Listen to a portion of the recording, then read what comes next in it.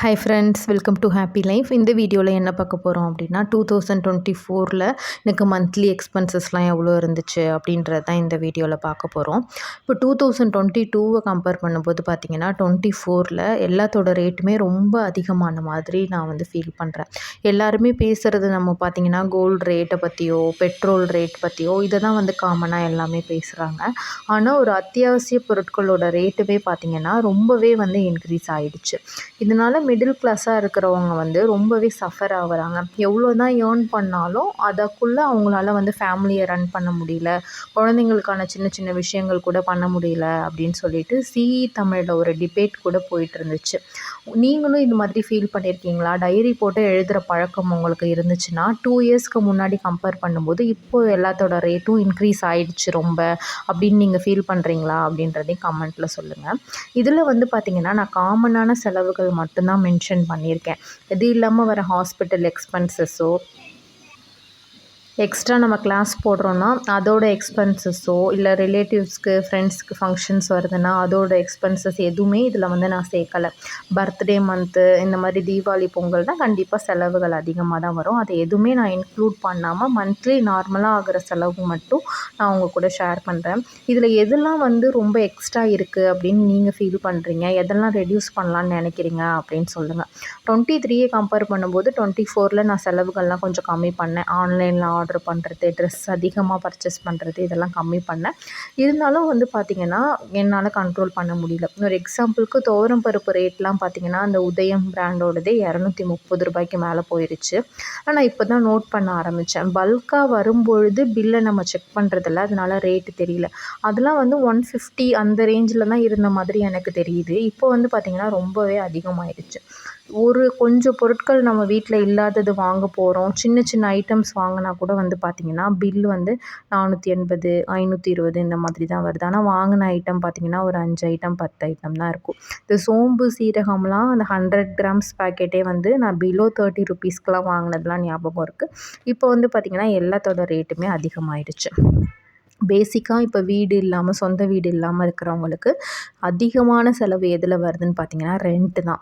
Rental வந்து ரொம்ப increase பண்ணிட்டாங்க. இப்போது புதுசாலாம் வீடு மாறணுன்னா நம்ம இப்போ இருக்கிற ரெண்ட்டை விட 5 to 10,000 கிட்டேயே அதிகமாக போகும். அந்த மாதிரி தான் இருக்குது.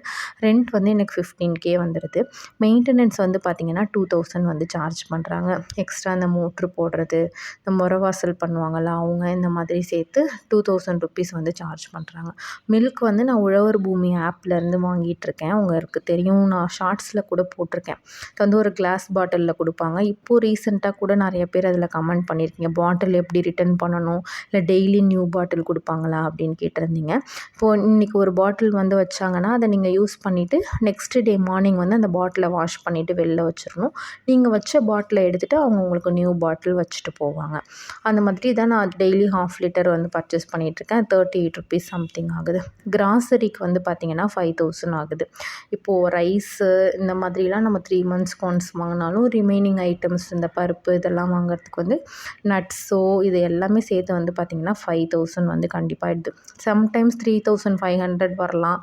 நம்ம ஆயில் இந்த மாதிரிலாம் வாங்கும்போது கொஞ்சம் வந்து அதிகமாகவும் வரலாம். ரைஸ் வாங்குகிற மந்த்லாம் பார்த்திங்கன்னா கொஞ்சம் அதிகமாக வரும். ரைஸ் வாங்காத மந்த் கம்மியாக வரும். நான் ஆவரேஜாக அவங்களுக்கு வந்து போட்டிருக்கேன். வெஜிடபிள்ஸ் வந்து கண்டிப்பாக வந்து 500 வந்துடுது வீக்லி. அதோட ரேட்டுமே வந்து அதிகமாக இருக்கிற மாதிரி தான் நான் ஃபீல் பண்ணுறேன். தக்காளி ரேட் இப்போ கம்மியாக இருக்குது. சில சமயம்லாம் பார்த்திங்கன்னா ரொம்பவே அதிகமாக இருக்குது. அதுக்கு ஒரு கீரை கூட முன்னாடிலாம் 10 ரூபா விற்பாங்க ஒரு கட்டு. இப்போ 30 ரூபா 40 ரூபா சொல்கிறாங்க. அப்போ வெஜிடபிள்ஸோட ரேட்டுமே அதிகமாக தான் இருக்குது. சில சீசன்ஸ் வரும்போது இந்த தக்காளி வெங்காயம் ரேட் கம்மியாகலாம், சில சமயம் ரொம்ப ஜாஸ்தியாகலாம். ஆனால் ஓவரால் பார்க்கும்போது அதோட ரேட்டுமே அதிகமாக தான் இருக்குது. ஃப்ரூட்ஸ் வந்து சீசனல் ஃப்ரூட்ஸ் வாங்கினீங்கன்னா கம்மியாக இருக்கும்.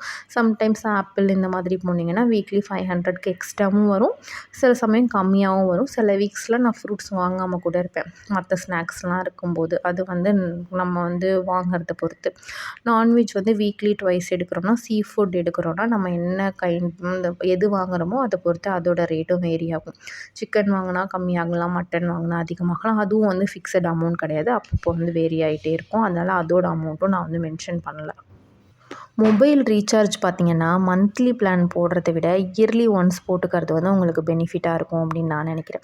ஏன்னா நாங்கள் ஒய்ஃபையும் இருக்குது. அதனால் ஒய்ஃபை பில்லும் சேர்ந்து வரும்போது எனக்கு வந்து டெய்லி வந்து டேட்டா தேவைப்படலன்றதால 1 இயருக்கு வந்து 24 ஜிபி அந்த மாதிரி இருக்கும். அது வந்து நான் 1600 பிளான் தான் போட்டு இப்போ யூஸ் பண்ணிகிட்ருக்கேன்.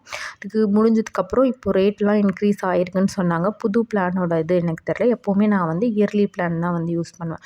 மந்த்லி ஒரு 28 டேஸ்க்கு போகும்போது பார்த்தீங்கன்னா, டக்கு டக்குன்னு ரீசார்ஜ் நீங்கள் வந்து பண்ணுற மாதிரி இருக்கும். இயர்லி பிளானுக்கு போனீங்கன்னா, உங்களுக்கு அமௌண்ட்டும் கம்மி, கொஞ்சம் வந்து நீங்கள் சேவ் பண்ணுற மாதிரியும் இருக்கும். நெக்ஸ்ட் வந்து ட்ராவல் எக்ஸ்பென்ஸ். நீங்கள் எங்கேயாவது வெளில போகும்போது ஆட்டோ யூஸ் பண்ணுறது, பஸ் வந்து சில பஸ் வந்து ஃப்ரீ. ஷேர் ஆட்டோவில் போகிறது, இல்லை 2 வீலர் யூஸ் பண்ணிங்கன்னா பெட்ரோல் எல்லாமே சேர்த்து கண்டிப்பாக வந்து 1000க்கு மேலே தான் வருது.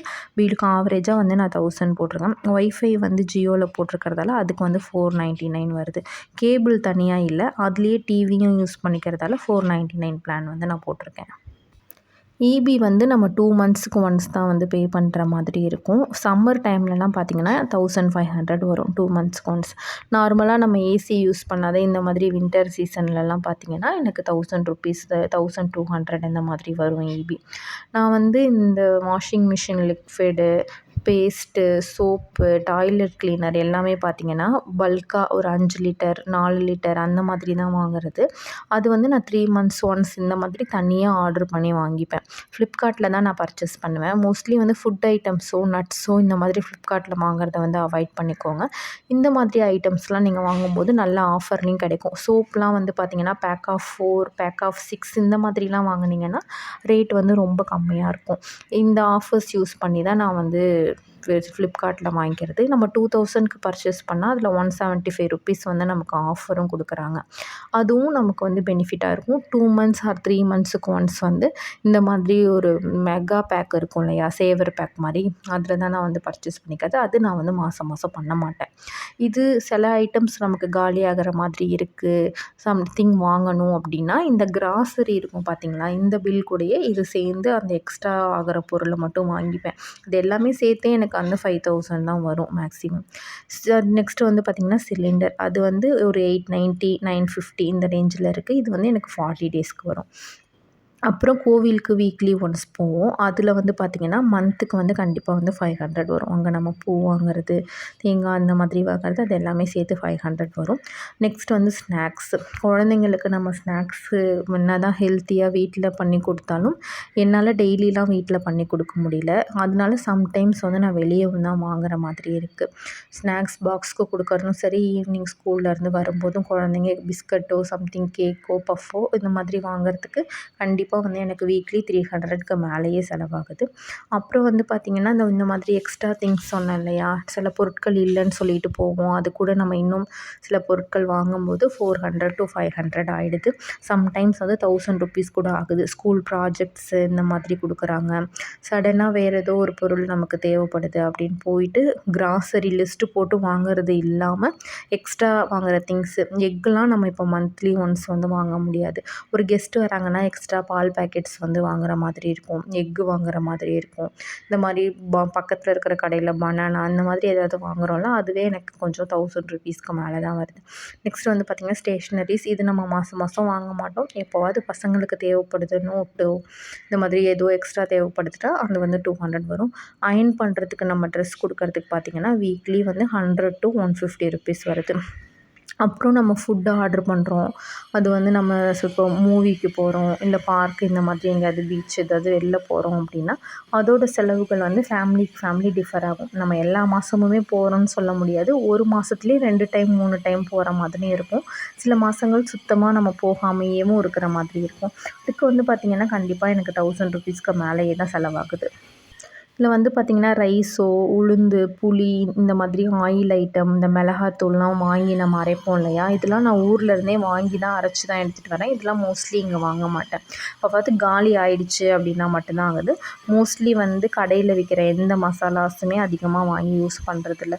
சும்மா இந்த கரம் மசாலா, பிரியாணி மசாலா இந்த மாதிரி சில பாக்கெட்ஸ் மட்டும்தான் எப்போவாது ஒரு ஃப்ளேவருக்காக டிஃப்ரெண்ட்டாக செய்யலாம் அப்படின்றதுக்காக வாங்குறது. மற்றபடி வந்து நான் அதிகமாக இந்த மசாலா ஐட்டம்ஸ்லாம் கடையில் வாங்குறதில்ல. எல்லாமே ஹோம்மேடு தான். ஊரில் நல்லா காய வச்சு நல்லா அரைச்சி எடுத்துகிட்டு வந்துடுறது. ஆயிலுமே அப்படி தான். மோஸ்ட்லி செக்கு எண்ணெய் தான் யூஸ் பண்ணுவேன். எப்போவாவது வந்து நம்ம இந்த அப்பளம் இந்த மாதிரி பொரிக்கிற ஐட்டம் 65 இந்த மாதிரி போடணும் அப்படின்னா அதுக்கு மட்டும் நான் மந்த்லி வந்து பார்த்திங்கன்னா 500 ml இந்த மாதிரி ஆயில் வந்து வாங்கிப்பேன். அது வந்து ரீயூஸ் பண்ணக்கூடாது அப்படின்னு சொல்கிறதால கம்மியான ஆயில் போட்டு நம்ம யூஸ் பண்ணுறதுக்காக அதுக்கு மட்டும் 1/2 லிட்டர் வந்து வாங்கி வச்சுருக்கேன்.